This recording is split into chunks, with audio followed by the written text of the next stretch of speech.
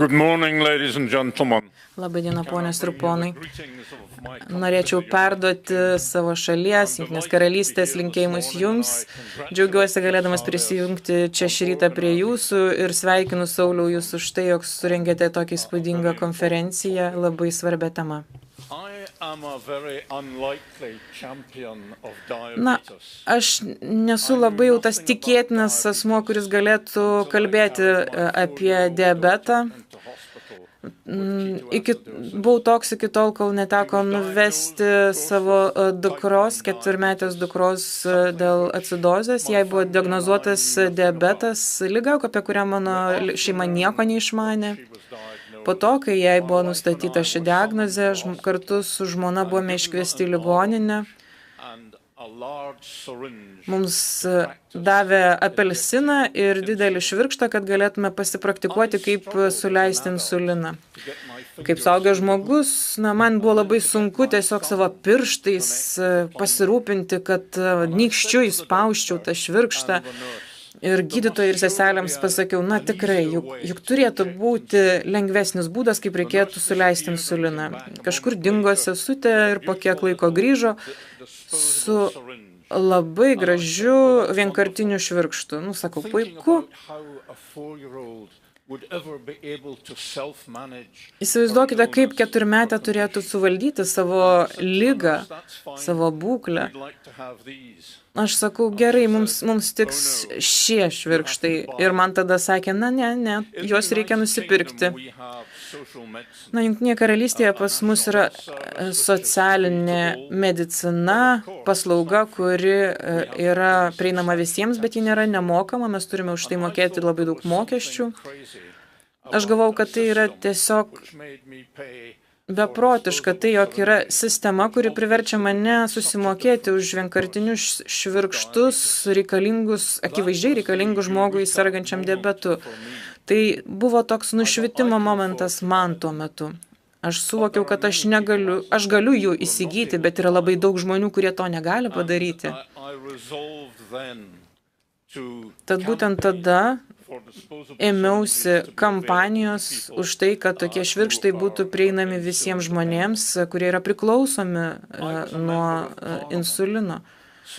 Tuo metu aš buvau parlamento narys, tad galima sakyti, turėjau unikalią prieigą prie politikos sprendimų priėmėjo. Tai buvo dar Margaret Thatcher valdymo laikotarpiu ir aš turėjau galimybę pakalbėti tiek su ja, tiek su sveikatos specialistais. Ir man buvo pasakyta, kad mano siūlymas yra per brangus.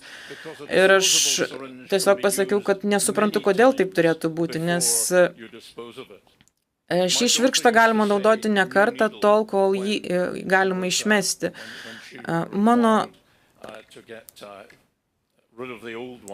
Mano dukra tikrai galėjo ne kartą panaudoti šį švirkštą, kol teko jau juo atsikratyti.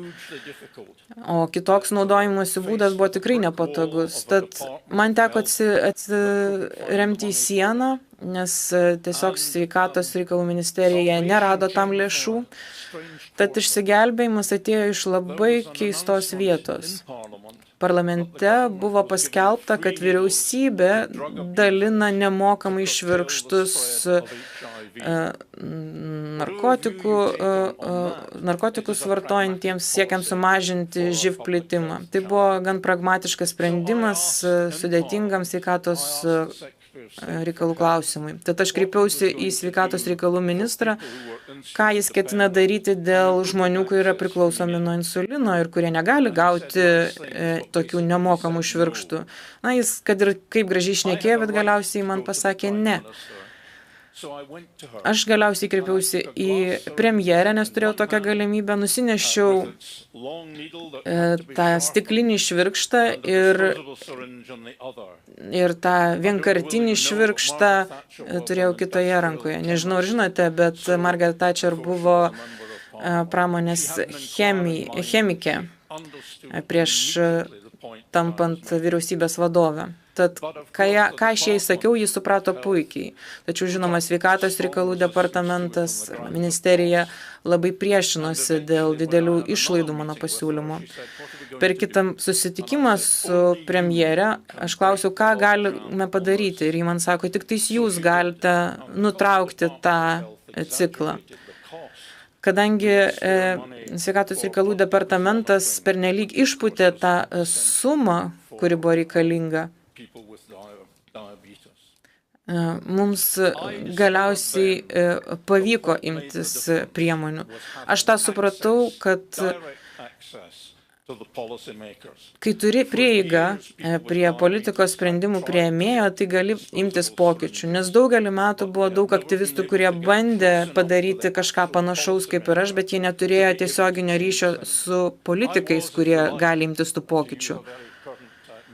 Aš, jeigu taip galima sakyti, buvau tarsi futbolo puolėjas, pasiruošęs įspirti futbolo kamuolį į vartus.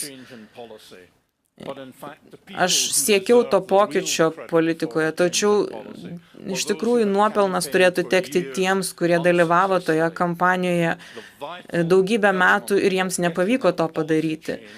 Pagrindinis dalykas, dėl ko pasikeitė mūsų politika, tai buvo ta galimybė turėti prieigą prie politikos sprendimų priėmėjų. Kažkurio metu teko susidurti ir su senatoriumi iš Australijos, kuris taip pat sirgo pirmo tipo diabetu. Mes kalbėjome apie politikos pasikeitimus šioje srityje ir mes pakalbėjome apie tai, kad reikėtų sukurti pasaulinį tinklą, kuriame dalyvautų politikai iš įvairių valstybių. Ir tokiu būdu vyktų įvairūs forumai, kurie skatintų pokytį, kurtų prevencinės priemonės, ankstyvas diagnozes, tam, kad paskatintų kuo ankstesnį gydymą, kad būtų kuriami gydymo būdai žmonėms kenčiantiems nuo diabeto.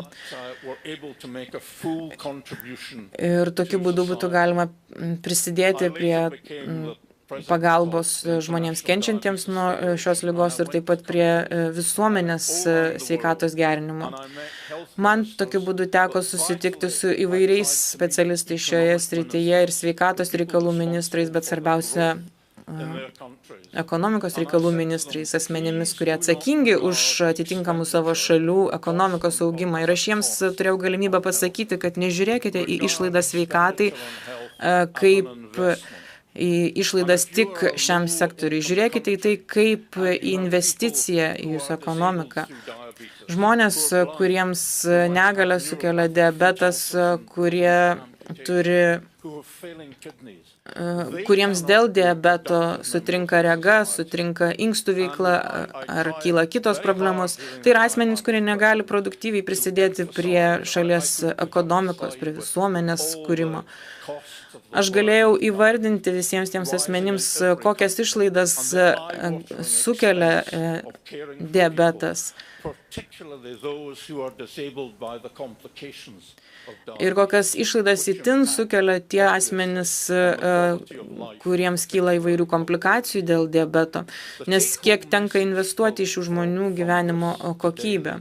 Tad mano pagrindinė žinutė šiandien būtų tokia, ponios ir ponai, kad yra svarbu motyvuoti jūsų šalies parlamentarus, kad jie taptų aktyvūs šalininkai